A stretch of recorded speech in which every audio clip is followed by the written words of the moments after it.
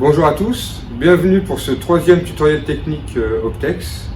La vidéo d'aujourd'hui va porter sur notre capteur OVS01GT, donc qui, pour ceux d'entre vous qui le connaissent déjà ou qui l'ont même peut-être déjà mis en service, un capteur donc, qui va détecter uniquement les véhicules en remplacement d'une boucle magnétique au sol, etc. Donc on va éviter de faire de la découpe de béton, on n'aura pas besoin de fermer une voie pour installer la détection, etc. Donc c'est un capteur qui apporte quand même beaucoup d'avantages. Donc on a eu parfois des appels au niveau du service technique concernant l'OVS pour des problèmes de détection de piétons.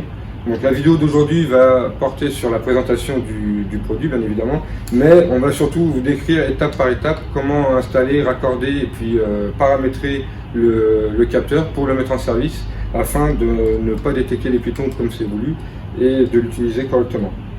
On a deux modes, on peut l'utiliser dans deux modes différents.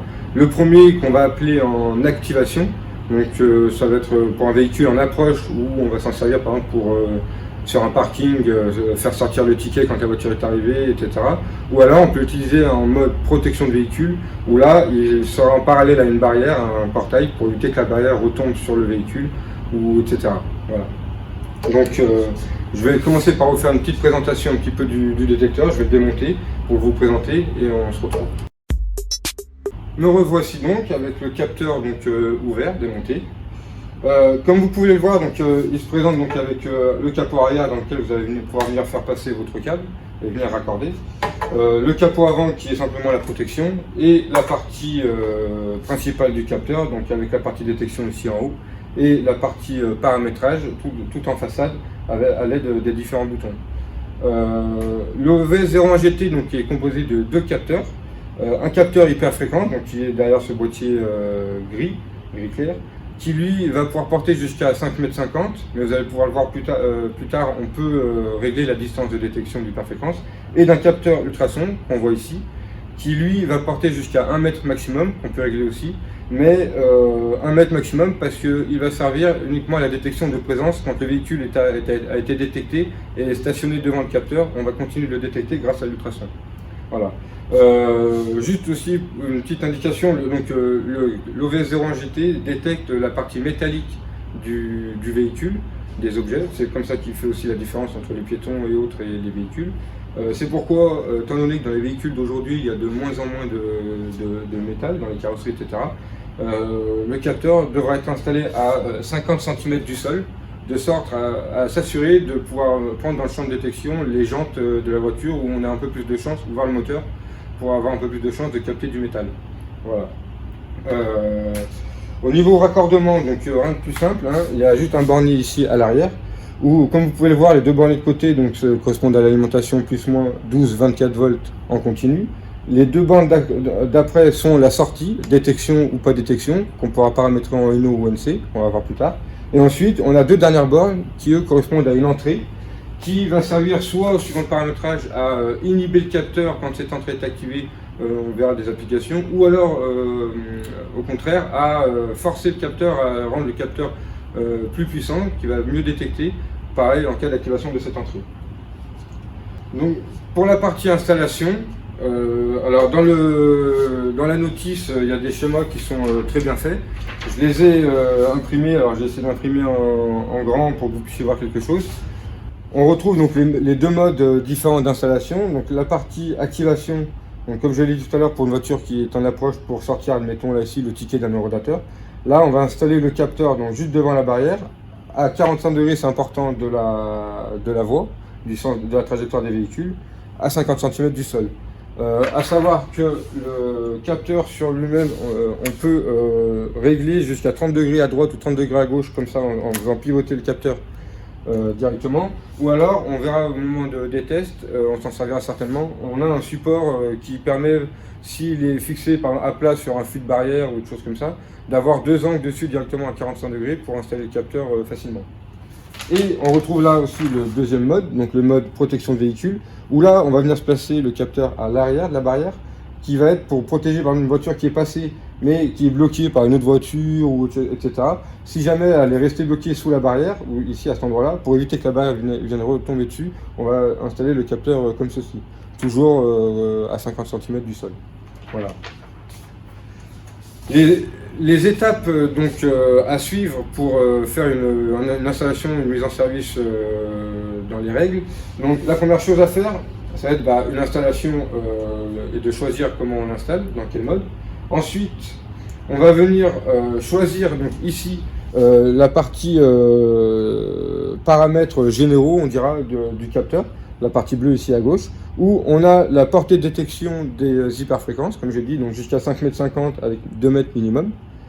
On va venir choisir notre sortie, si on la veut en NO ou en NC, ici, output, et notre mode de fonctionnement, activation ou véhicule protection, ici, là, sur le bouton Sensor Mode. Donc tous les paramétrages se font directement en façade du capteur, comme vous pouvez le voir. Une fois qu'on a choisi ça, qu'on a donc paramétré ce qu'il faut, de là, on va lancer donc grâce au bouton calibration. Donc c'est plutôt un étalonnage du capteur. Donc il faut faire attention de bien se mettre, on verra tout à l'heure, bien se mettre de l'autre côté du capteur, où là les LED vont clignoter en bleu le temps qu'il va qu'il va scanner la zone. Une fois qu'il a fait ça, on va pouvoir passer en mode area check. Donc, qui est un test de portée, où là le capteur va vous détecter vous en tant que piéton, et en vous baladant un peu de partout dans la zone, vous allez pouvoir voir si la portée de détection correspond à ce que vous avez prévu ou pas, si vous ne dépassez pas la voie ou si vous n'êtes pas un peu court, etc. Une fois que tout ça est fait et correctement fait, là vous allez pouvoir, sans toucher les paramètres de sensibilité, commencer vos premiers tests de détection de véhicule. À partir de là, si les tests sont concluants, donc il faut faire avec un échantillon le plus large possible de véhicules, grands, petits, larges, etc., des piétons, un groupe de piétons, etc.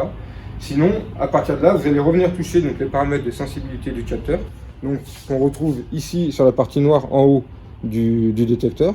Donc toujours pareil, on vient les modifier grâce à la flèche rouge ici qui descend pour venir choisir quelle fonction on modifie, et la flèche verte pour venir choisir dans les colonnes le rang qu'on veut mettre.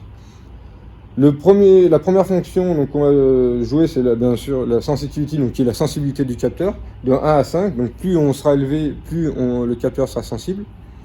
Ensuite, Human Cancel Adjust, là c'est pour la partie qui permet d'ajuster de ne pas capter les piétons. Donc toujours pareil, de 1 à 5, plus on sera élevé et moins on captera les piétons. Donc voilà, donc c'est quelque chose d'important aussi à retenir ça. La troisième fonction, donc, qui est le présence détection timer, donc en minutes, donc 5 minutes, 60 minutes, 180 minutes, infini. Là, c'est quand le capteur va détecter un véhicule, il va garder son contact activé pendant 5 minutes, 60 minutes, 180 minutes ou à l'infini, avant de revenir, sinon, après il va revenir à l'état de repos. Parce que ça peut éviter d'avoir une détection de quelque chose qui rend le détecteur en fait inutilisable. La quatrième fonction, donc ultrasonic maximum range, donc là on est sur l'ultrason comme je vous ai parlé tout à l'heure, donc qui va porter jusqu'à 1 mètre maximum. On peut l'annuler complètement en mettant sur off. Voilà. J'ai oublié le sensitivity boost timer qui là est en secondes, donc on peut le désactiver 5 secondes, 10 secondes, 20 secondes, 40 secondes. Où là, après une détection, on va activer on va le rendre plus sensible, le détecteur. Et en dernier, donc qui est l'input, donc l'entrée qu'on a vue ici à l'arrière. Et là, on va venir choisir avec wake, qui correspond à quand l'entrée sera active, on va venir rendre le capteur plus puissant, plus sensible. Inhibit, à l'inverse, là, on va venir lui dire tu deviens moins sensible ou tu ne captes pas. Et ensuite, pour chacun, on a L et H, qui là correspondent à l'entrée, comment on veut s'en servir, si c'est une entrée qui va être normalement ouverte ou une entrée normalement fermée, L et H. Voilà. Donc on viendra jouer là-dessus pour reprendre notre détection si jamais on a des soucis. Voilà pour ce qui est de la présentation de l'installation, du raccordement, du paramétrage du capteur. Donc maintenant ce qu'on va faire, je vais rejoindre des collègues, on va installer le capteur en extérieur, essayer de monter une petite démo sympa pour que vous voyez ça, et on se retrouve dehors le temps de notre petit test. A tout de suite. Me revoilà en extérieur. On s'est mis sur un parking un petit peu tranquille pour pouvoir faire les tests. Donc on a simulé à l'aide des petits plots, là vous pouvez voir une voie d'insertion qui peut être sur un parking ou autre chose. Donc la voie fait 3 mètres de large. Au niveau de l'OVS, comme vous pouvez le voir, on l'a installé sur une borne toute simple. L'important, c'est qu'on a utilisé notre support OVS TB01, vous pouvez voir ici en argenté, donc qui nous sert à avoir les deux angles à 45 degrés automatiques, ce qui peut être pratique pour l'installer sur un fil de barrière ou autre chose qui est parallèle à la voie. Si jamais on a toujours, comme je vous ai dit tout à l'heure, la possibilité d'orienter le capteur de 30 degrés à droite ou à gauche directement. Au niveau du raccordement, du paramétrage, donc sur le capteur, on l'a laissé au niveau sensibilité sur ces paramètres par défaut. Au niveau de la sortie, on a donc paramétré la sortie en normalement ouvert de sorte à avoir le multimètre qui bipera quand on sera détecté, pas avec le véhicule. Le mode de fonctionnement, on est en véhicule protection. Les hyperfréquences, donc on est resté à 5 mètres de distance. L'ultrason, on l'a laissé à 1 mètre. Donc voilà, donc maintenant la première chose à faire, ça va être une calibration directement en prenant bien soin de se mettre derrière le capteur. Pour ceci, je vais venir maintenir le bouton calibration jusqu'à ce que la LED passe en bleu. Voilà, comme ceci, vous voyez, elle clignote. Je vais bien faire attention de passer, normalement j'aurais dû être derrière avant. Voilà. Et on attend que la LED clignote bleu et qu'elle redevienne en vert. Voilà, comme ceci. Là, à partir de là, la calibration a été faite, donc on va pouvoir passer à l'étape suivante. Maintenant, je vais venir contrôler donc ma zone de test, ma portée de détection du capteur. Comme je vous l'ai dit, à ce moment-là, c'est moi qui serai détecté en tant que piéton. Pour ceci, je vais venir maintenir appuyé le bouton ARIA Check ici. Vous voyez la LED se mettre à clignoter rouge-bleu rapidement. Maintenant, tout simplement, je vais venir me balader dans la zone afin de voir. Voilà, vous entendez le multimètre quand il bip, ça veut dire que je suis détecté. Donc je me balade un petit peu dans la zone. Voilà, là je suis en face, je détecte. Si je sors, là il ne me détecte plus. Je rentre. Voilà, donc je pars du principe que ma zone est correctement calibrée et donc je vais pouvoir sortir du mode ARIA Check. Pour ceci, je vais simplement venir appuyer une fois sur le bouton et là on est sorti du mode ARIA Check. Ma zone de détection étant correctement paramétrée, on va pouvoir passer au premier test. Donc là il est en mode fonctionnement normal, donc comme vous pouvez le voir. Donc voilà, pour le moment, je me balade devant, il ne me détecte pas, donc voilà. Donc on va commencer par faire des premiers tests avec les véhicules, et si jamais, on reviendra sur les paramètres de sensibilité, venir les retoucher. À ce moment-là, si jamais on les retouche, bien important, à chaque fois, on refera un étalonnage, toujours en se mettant de l'autre côté du capteur. Je vais attaquer le premier test. Comme vous pouvez le voir, donc je suis dans ma zone devant le capteur, je ne suis pas détecté. Maintenant, je vais venir prendre mon véhicule qui est en attente, me positionner comme si je venais à une borne automatique ou autre, et de sorte à être détecté, je l'espère, et puis on verra par la suite.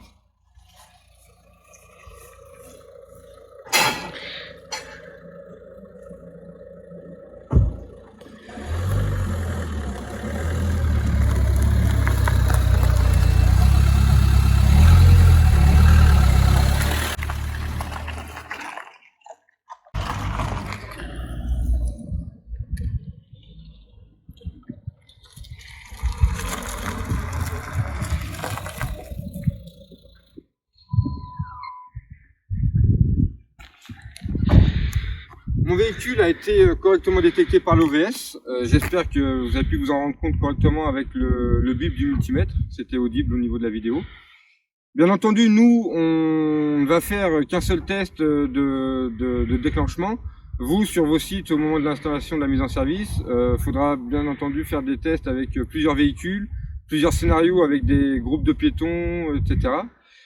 Si jamais, malgré ça, vous avez des détections de piétons, à savoir que la première chose à regarder va être de refaire une calibration correctement en se plaçant bien du bon côté du détecteur. Ensuite, le premier paramètre à venir toucher va être le Human Cancel Adjust, donc c'est la deuxième fonction dans le tableau. Vous viendrez augmenter la valeur de ce paramètre-là pour moins détecter les piétons. Si ça ne suffit pas, vous avez toujours la possibilité de venir abaisser le niveau de sensibilité du capteur. Donc là, on est sur la première ligne des paramètres. Et si encore une fois cela ne suffit pas, vous pouvez encore venir jouer sur le paramètre d'ultrason qui de base va jusqu'à 1 mètre.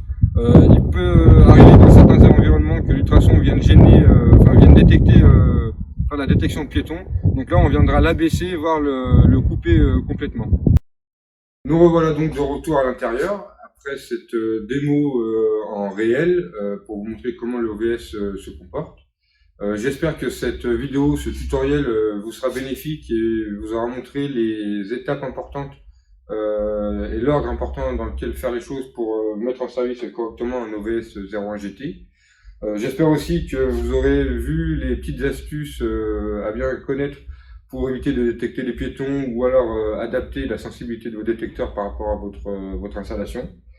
En attendant, si vous avez encore des questions, n'hésitez pas, on reste joignable sur la ligne du service technique ou bien par mail. Et puis on se dit à bientôt pour une prochaine vidéo qui sera, j'espère, tout aussi intéressante.